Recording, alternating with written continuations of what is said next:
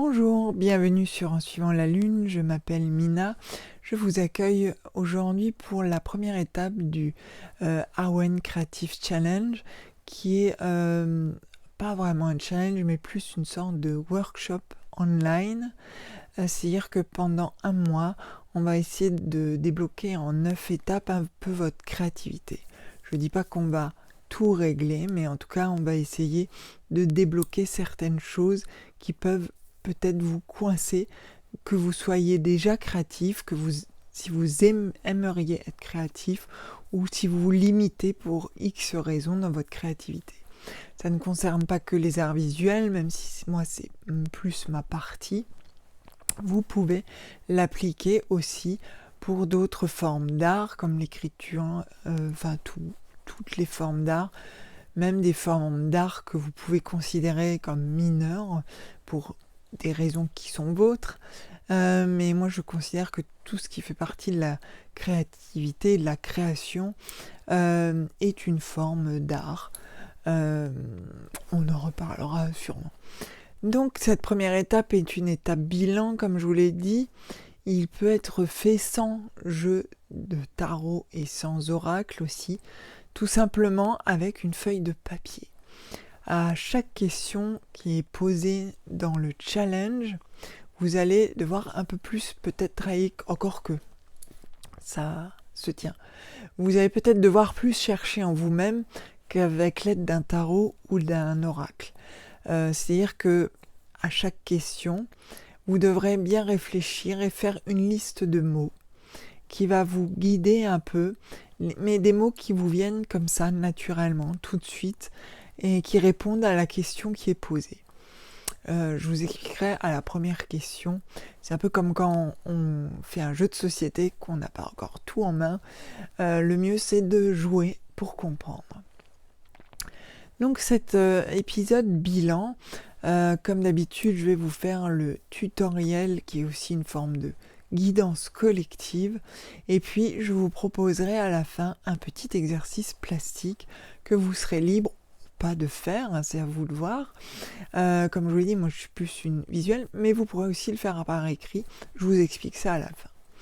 Donc la première question que je pose, c'est quel créateur suis-je ? Pour commencer un bilan, il faut déjà savoir quel créateur je suis.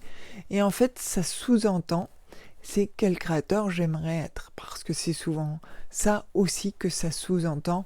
Il y a souvent un mélange entre ce qu'on aimerait être et ce qu'on est. Et donc, ce challenge sur le mois va essayer de débarrasser tout ça, de faire un peu de rangement. Donc on va voir. Donc j'avais mis mes cartes de côté. Pour cette question, alors c'est très intéressant parce qu'on a une carte qui est l'équivalent de l'empereur ici et on a Andy Warhol. Alors ça ne veut pas dire que tout le monde veut devenir Andy Warhol, mais c'est très intéressant d'avoir ces deux cartes ensemble dans une guidance collective parce que ce que ça signifie, c'est déjà Andy Warhol était une forme d'empereur lui-même. Ancien publicitaire, il devient artiste dans les années 60, le pape du pop art, on peut même dire presque le père du pop art. C'est en partie par lui que naît le merchandising artistique. Il était issu de la publicité, donc il avait toutes les connaissances possibles dans ce qu'on appelle aujourd'hui le marketing, et il l'a bien utilisé. Il a été aussi malin d'utiliser la sérigraphie, mais c'est quelqu'un qui avait aussi un grand ego, et c'est ce qui l'a un peu motivé toute sa vie. Il a toujours su bien s'entourer. Il aimait avoir une cour autour de lui, comme l'empereur. Et on pense à la factory, il a fait plein de choses aussi. Il était touche à tout. Il n'a pas seulement fait des sérigraphies, des peintures, mais il a aussi fait des films. Il a été scénariste, il a été producteur. On lui a aussi tiré dessus. La féministe Valérie Solanas lui a tiré dessus. Alors j'ai oublié l'année. Elle avait écrit le Scum Manifesto et donc elle voulait faire un coup d'éclat et surtout il lui avait refusé un scénario. Mais il est tellement célèbre qu'il rend même célèbre la personne qui l'agresse. Et c'est un peu l'aura de Andy Warhol. Et Andy Warhol avait l'habitude de disait qu'on pouvait tous avoir 15 minutes de gloire.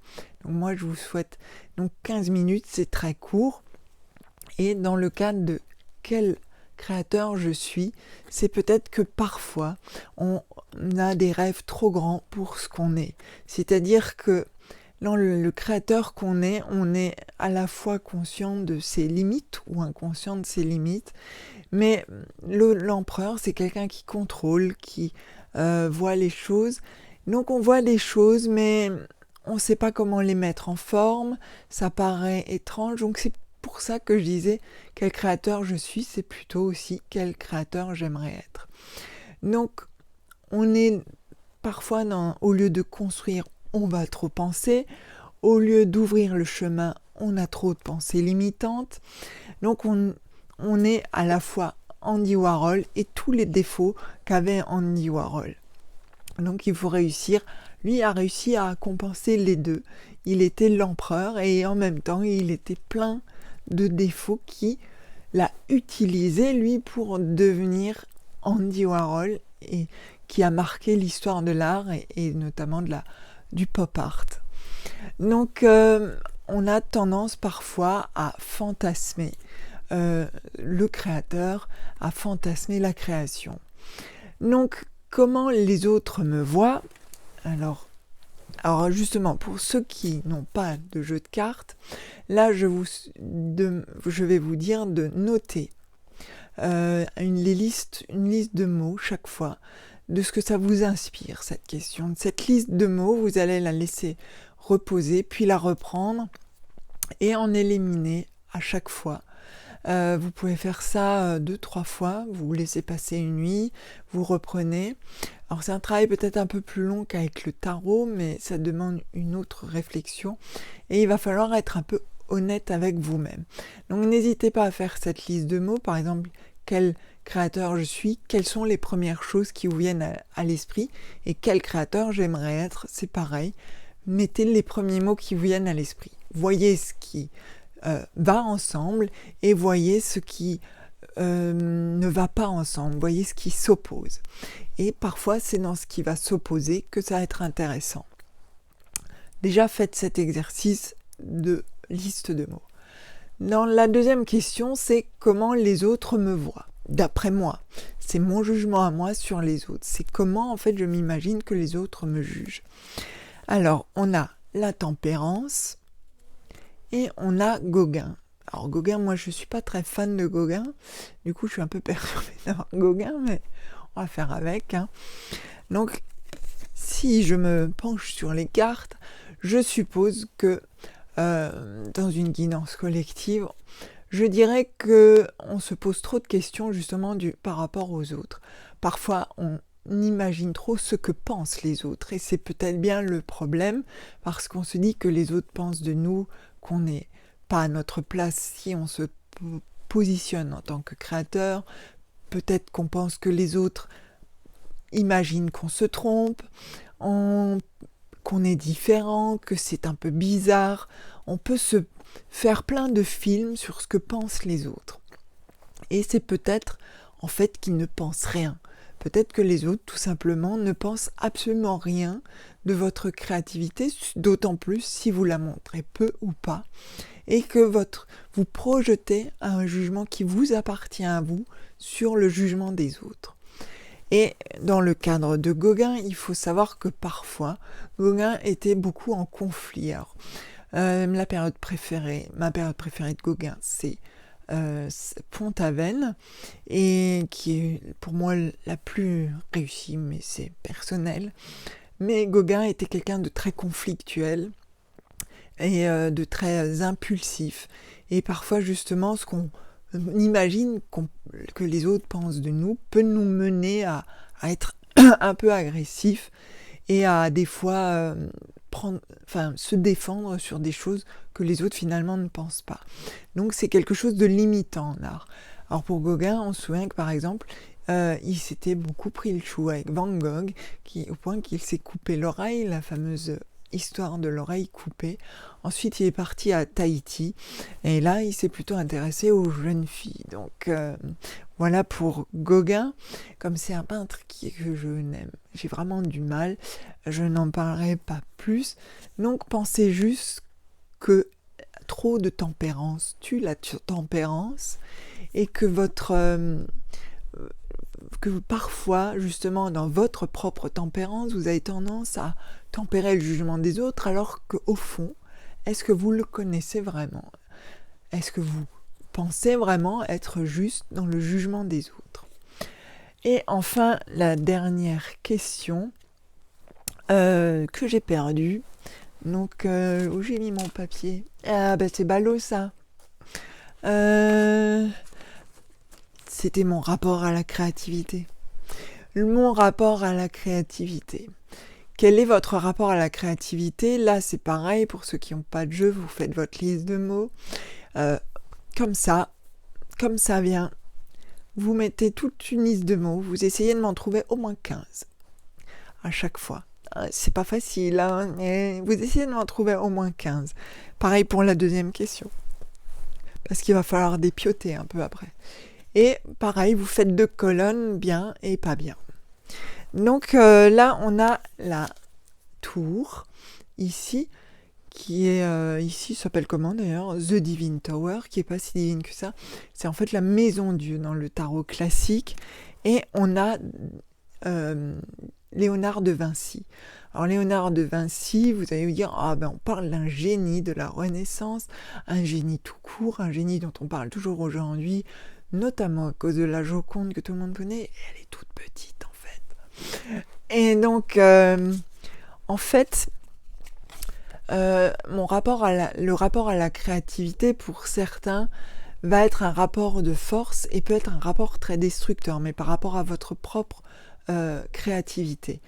Quand on voit Léonard de Vinci, il savait faire plein de choses, il s'intéressait à plein de choses, c'était un intellectuel autant qu'un artiste. Il a fait des dissections, il a construit des machines, il n'a pas seulement peint, il a inventé le sfumato, qui est une technique de peinture qu'on retrouve sur la Joconde. On lui doit beaucoup dans la Renaissance et dans la peinture de la Renaissance. C'était quelqu'un qui avait les capacités de penser grand, de penser beaucoup de choses. Mais parfois, dans votre créativité, c'est peut-être parfois aussi ce qui vous bloque, c'est que vous pensez trop et que vous essayez de trop réfléchir. Vous n'êtes pas encore Léonard de Vinci. Il faut savoir parfois un peu restreindre son champ si on veut pouvoir avancer. Lui, c'était sa façon de fonctionner. Vous, c'est peut-être différent, mais en tout cas, parfois trop penser, c'est ce que je vous disais déjà dans la première question, et c'est en fait trop penser, c'est pour la création, c'est pas toujours l'idéal. Alors bien sûr, il faut se cultiver, il faut regarder des images, c'est ce que je conseille toujours. Et donc, dans ce challenge du mois, il va falloir se pencher là-dessus et pouvoir éliminer tout ce qui vous charge et tout ce qui limite votre vision de votre créativité, votre vision des gens qui vous entourent par rapport à votre créativité.